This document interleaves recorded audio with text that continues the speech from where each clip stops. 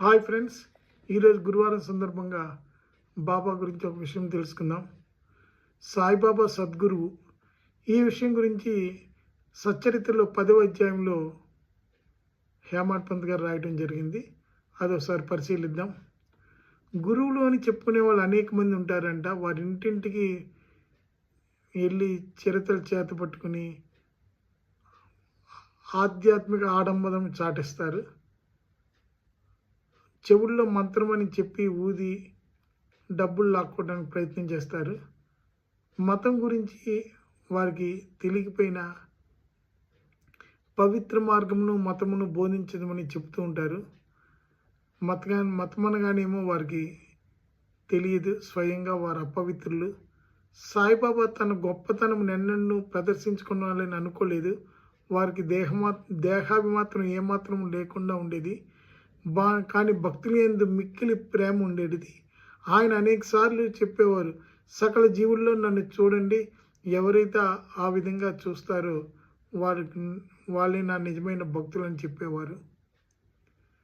నీతి గురువులు, అనీత గురువులని గురువులు 2 విధాలుగా ఉంటారు.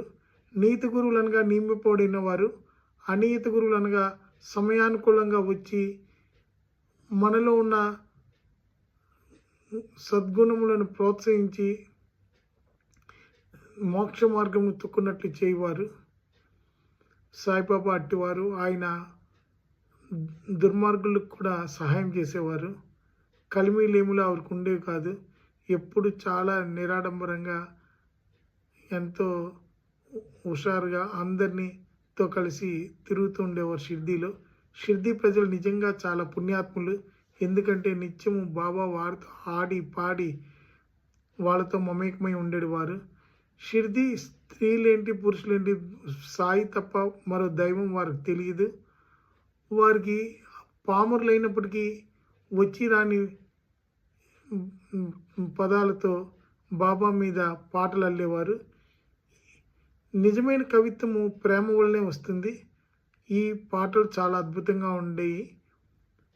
మరో అంశంతో కలుసుకుందామని తెలియజేసుకుంటూ, నిజమైన గురువు ఏంటంటే మనలో ఉన్న అవలక్షణాలను ఏంటి, అలా ఉన్న బలహీనతలను ఏంటి తొలగించి సన్మార్గము వైపు మరలిస్తారండి. సాయి అలా ఎంతోమందికి చేయటం మనం సచ్చరిత్రలో చూడటం జరిగింది.